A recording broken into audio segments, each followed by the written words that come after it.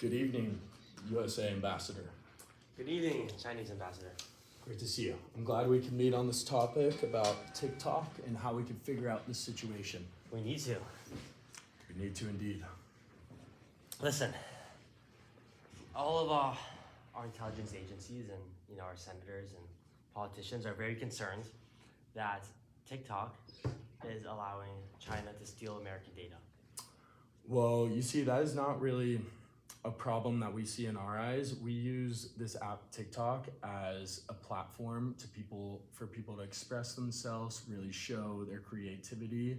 It's not about stealing information or trying to do any of that. But what about the data centers that are in China that store US data? Well, you see, we just use that as a coding process to kind of figure out what people like, kind of just trying to find the right fit for them within the app. It's not about stealing data or any of that. See, but we're concerned that, you're a competing economy and really, we have an ethnocentrism within our system right now where, people believe that our way of doing things is the best way and it's the right way that it should be done and that's American. And so having this app that everyone uses that's Chinese is against, a lot of the American ethnocentrism. And I think it'd be better if we just had an American app.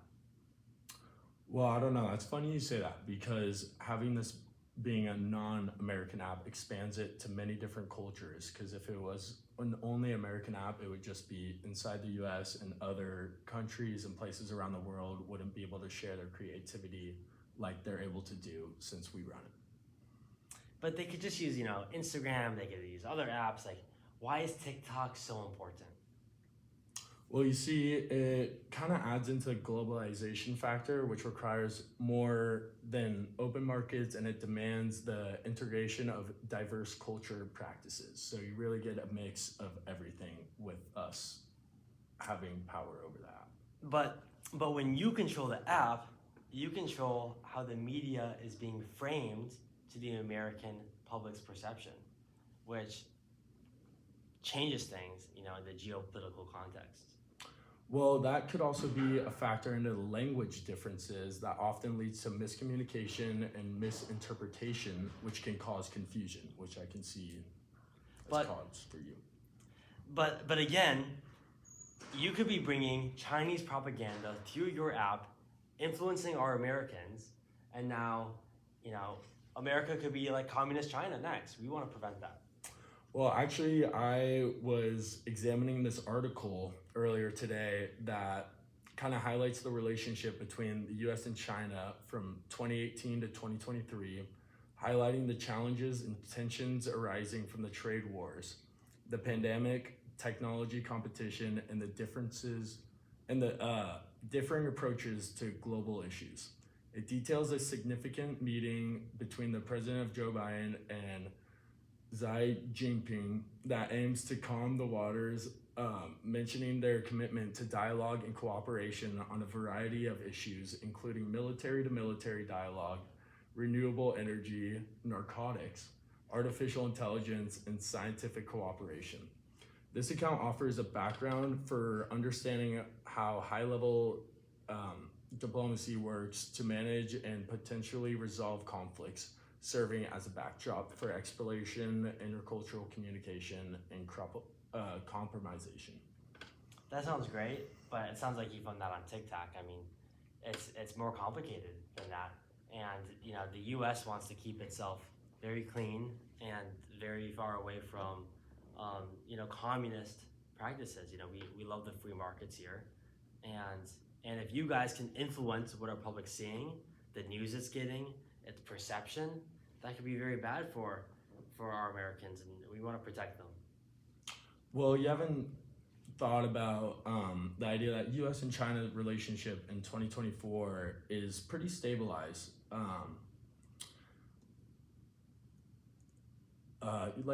You gotta see, I don't want to destabilize destabilize our relationship, but again, like if I'm hearing from my Secret Service and agencies and that you're stealing our data, the TikTok app connects to Wi-Fi and it can steal our Wi-Fi data. and it knows what people want, and it knows what people are interested in, and it knows everything about them, and then it tells them what to think. That's like you're basically owning America. I know, but you need to think as more as a relationship rather than one person owning the other, because this perspective could enrich a skit by providing examples of how underlining skepticism and political pressure can influence diplomatic engagement and the complex process of building trust and understanding across cultures.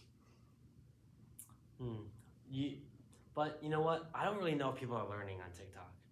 They're there to just entertain themselves. Are they really learning about these cross cultures? Yeah, you really are, because you're getting so many different people from different parts of the world. And they use TikTok as a channel to kind of put out like their cultures and their beliefs so other people around the world can see them. So it's kind of just like. So I've never used TikTok. My grandchildren have the TikTok app, and I hate that, obviously. And why do you think all these kids are signing up for the app? I mean, you're going after the kids. Should we be scared about the children of America being on these Chinese apps? Well, you need to think about it as more as an informative channel instead of just entertainment. Because you see a lot of pages that are very, like, they give a lot of good information out and you can learn about the world and what's going on. And a lot of kids would rather use the TikTok, to get their general information instead of the news and that stuff. So. And it's bringing their attention span down, right? The videos are so short. Yeah, but that's just to get information out there faster and to really have these kids bring in more information quicker. But when you're on the TikTok app, it connects to your Wi-Fi? It does, as long as any other app connects to Wi-Fi. Does that mean it knows where you are? That's with every other app, though. But would you tell me, like, would you publish out where you're staying, at the hotel here in America? Would you make that public knowledge? Or would you share that with others? But you're doing the same thing on other apps, like Instagram, Facebook. You're posting on there, showing where you are, what your interests are. But that's an American company, so I think people trust them. People are not sharing it with the Chinese. Well, it's the same ideas, pretty much. Like your apps, the American apps are doing the exact same thing that our app, TikTok, is doing. But now, if you guys have all this data and create an AI that's better than the Americans' AI, then can't you get ahead in this geopolitical world, with the first best AI? And maybe I don't want you to have all this data and that economic advantage against the US.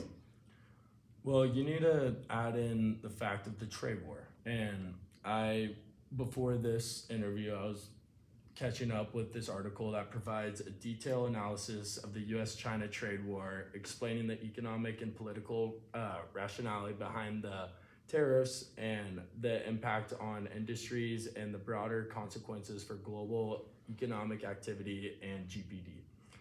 And this article discussed the Phase 1 trade agreement and the ongoing challenges in meeting its terms, as well as the strategic and economic implications of these tensions.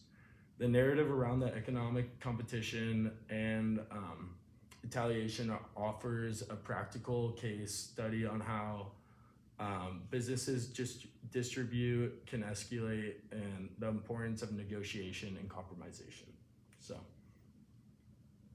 So what do you think we should do? I really think that you should keep TikTok open to the whole world because it's a very informative app and it's a great way for people to take in information quicker, faster, which is just saving you time and at the end, just making the world a better place. Well, what if we kept the app, but we made it an American company for American TikToks? Then you guys would be doing the exact, you think we're taking information from everyone, that would be the exact same case. I'm okay if we're doing it. I mean, that'd be me. Yeah, and I'm okay if we're doing it because that would be me as well. So. You make a good point. You make a good point as well. But my ethnocentrism from America makes me believe that the way we do things is just better than the way other people do things. Well, the media often utilizes strategic framing to influence public perception, which I think that's where your head is at, and that's particularly in geopolitical context. But wouldn't that be your fault since you got all the media on TikTok? But you're trying to do the exact same thing that we're doing and take it away from us and run it just like we were. Interesting. Very interesting. Do you have any questions for me? There's an interesting fact that Sure.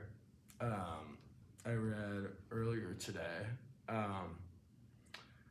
And it was just about the U.S.-China relationship, and that the commentary outlines the state of the U.S.-China relationships in 2024, acknowledging the stabilization efforts made during the Biden summit, but also recognizes the efforts made or the deep mutual skepticism and enrichment threat perceptions that persist. It reflects on the broader public and the political views of both sides in both countries, with an emphasis on the challenges of managing a competitive relationship while avoiding further deterioration. So, that is a good point. Now, what makes TikTok so special that it's it needs to be around compared to the YouTube Reels and Instagram Reels? Well, all those other apps are kind of just trying to do what we're doing, which is get information out there as fast as possible and have people watch shorter videos so they can take in the information faster. And so yeah, it's kind of just like the same thing. Or all those other apps are trying to do the same thing as us. But because we protect freedom of speech in America, but can't they just speak on the other places, right? Doesn't matter that much. Yeah, but our app is just a great platform to get it across to different cultures, different countries, whereas other apps like Instagram, like YouTube Reels, like you were saying, is pretty conserved to the area that you are in. Can people use TikTok to learn about different cultures? Yeah, definitely, because we have such a broad population, like of different cultures, different countries using our app, so you can really see what's going on around the world.